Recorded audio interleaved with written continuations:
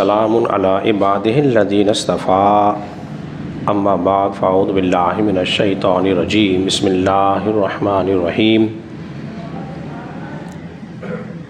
سامعین عزیز وقار، آپ حضرات درس سے حدیث سماعت کر رہے ہیں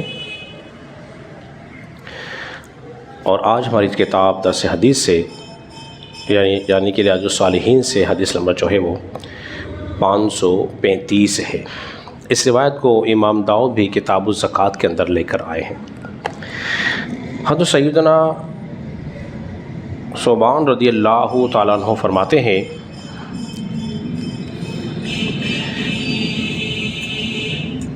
آپ نے فرمایا رسول اللہ صلی اللہ علیہ وسلم نے مجھ سے ارشاد فرمایا، جو شخص مجھے اس بات کی ضمانت دے، اب ضمانت مانگی جا رہی ہے، جو شخص مجھے اس بات کی ضمانت دے کہ وہ کسی سے کوئی سوال نہیں کرے گا تو میں مصطفیٰ اس کو جنت کی ضمانت دیتا ہوں۔ حضرت ثوبان رضی اللہ تعالیٰ عنہ نے جب یہ بات سنی تو آپ نے عرض کیا یا رسول اللہ صلی اللہ علیہ وسلم، میں ضمانت دیتا ہوں کہ میں آج کے بعد کسی سے کوئی سوال نہیں کروں گا، اور جب تک آپ زندہ رہے آپ نے کسی سے کوئی سوال نہیں کیا۔ حضرات محترم، یہ ثوبان رضی اللہ تعالیٰ عنہ کون ہے؟ مختصر سا ان کا تعارف آج آپ کے سامنے بیان کرتا ہوں، پھر انشاءاللہ تبارک و تعالیٰ کل اس کے ہم شرح آپ کے سامنے بیان کریں گے۔ یہ ثوبان بن بجد ان کے والد کا نام تھا،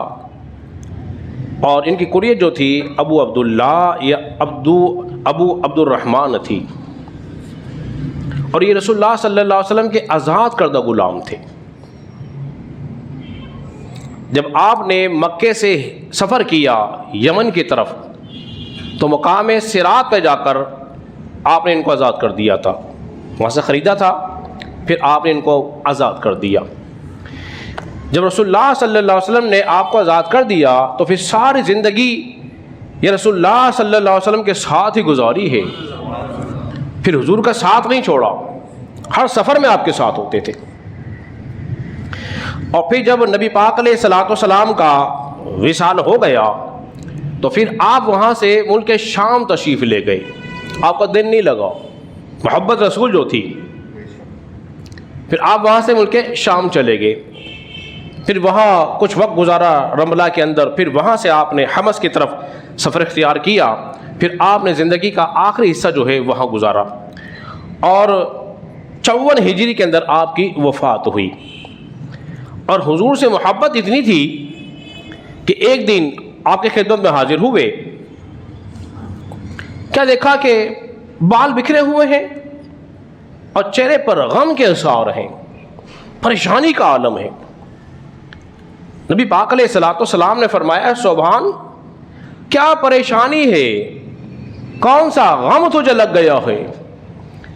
جس غم کی وجہ سے تیری یہ حالت ہو گئی ہے؟ بارگاہ رسالت میں عرض کیا، یا رسول اللہ صلی اللہ علیہ وسلم، مجھے کوئی غم نہیں ہے، مجھے صرف اور صرف ایک ہی غم ہے، وہ غم ہے آپ کی جدائی کا۔ آئی محبت تو دیکھیے کیا فرما رہے ہیں، مجھے غم ہے تو فقط ایک ہی آپ کی جدائی کا، کہ ابھی تو میرا جب جی چاہتا ہے آپ کا دیدار کر لیتا ہوں، آپ کی بارگاہ میں آ جاتا ہوں، آپ کی صورت بھی مجھے دیکھنے کو مل جاتی ہے، آپ کا کلام بھی سن لیتا ہوں۔ مجھے فکر اس بات کی لگ رہی ہے کہ جب آپ جنت میں چلے جائیں گے اور اللہ کے فضل سے ہمیں بھی جنت مل ہی جائے گی، آپ جنت کے اندر اعلیٰ اور رفع مقام پر ہوں گے اور میں جنت کے اندر نچلے مقام پر ہوں گا، تو کہیں ایسا نہ ہو کہ جنت میں آپ کا دیدار ہی نہ ہو سکے۔ فکر لاحق ہے تو کیا فکر لاحق ہو رہی ہے؟ دنیا کی فکر نہیں ہے، دنیا کی مال و دولت کی فکر نہیں ہو رہی، محض اس بات کی فکر کر رہے ہیں یا رسول اللہ کا جنت مل بھی گئی اور آپ کا دیدار بھی نہ ہوا، پھر جنت میں تو مجھے وہ مزہ نہیں آئے گا نا جو آپ کی صورت کو دیکھ کر آتا ہے، جو قرار آتا ہے آپ کے چین آپ کی صورت مبارکہ کو دیکھ کر۔ تو اللہ تبارک و تعالیٰ نے آیت کریمہ نازل فرمائی، اللہ نے شاہ فرمایا، وَمَن يُطِعِ اللَّهَ وَالرَّسُولَ، جو اللہ کے رسول کا حکم مانے، جو اللہ کے رسول کا بولیے حکم مانے، فَأُولَئِكَ مَعَ الَّذِينَ أَنْعَمَ اللَّهُ عَلَيْهِمْ، پھر وہ انہی کے ساتھ ہوگا جن پر اللہ نے انعام فرمایا ہے۔ وہ انعام یافتہ لوگ کون سے ہیں؟ فرمایا من النبیین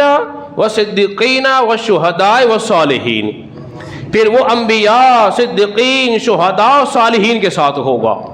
اور حدیث میں یہ بھی بات موجود ہے ایک روایت کے اندر، جس کو دنیا میں جس سے محبت ہوگی وہ قیامت کے دن اسی کے ساتھ ہوگا۔ تو ہمیں رسول اللہ سے بھی محبت ہے، اور آپ کے یار غار ابو بکر سے ہی محبت ہے، فاروق اعظم سے ہی محبت ہے، عثمان غنی سے بھی ہے، مولا علی سے بھی محبت ہے۔ تو لیکن انبیاء میں سارے نبی آ گئے، صدیقین میں ابو بکر صدیق آ گئے، اور شہداء میں فاروق اعظم آ گئے، عثمان غنی آ گئے، اور مولا علی مشکل کشا آ گئے، امام حسین آ گئے، حسن آ گئے، اور دیگر شہداء آ گئے۔ صالحین میں کون کون آئے؟ خواجہ صاحب بھی آ گئے، غوث پاک بھی آ گئے۔ تو ہم غوث پاک سے محبت کرتے ہیں، خواجہ صاحب سے محبت کرتے ہیں، تو انشاءاللہ تبارک و تعالیٰ اس قرآن پاک فرقان حمید پہ بھی ہمارا ایمان ہے، اور رسول اللہ صلی اللہ علیہ وسلم کی حدیث پہ ہمارا ایمان ہے، تو قیامت کے دن انشاءاللہ تبارک و تعالیٰ ہمارا ساتھ جو ہوگا انہی کے ساتھ ہوگا۔ اللہ رب العزت کی بارگاہ میں دعا کریں کہ اللہ تبارک و تعالیٰ ہم سب کو سمجھنے اور عمل پیرا ہونے کی توفیق عطا فرمائے۔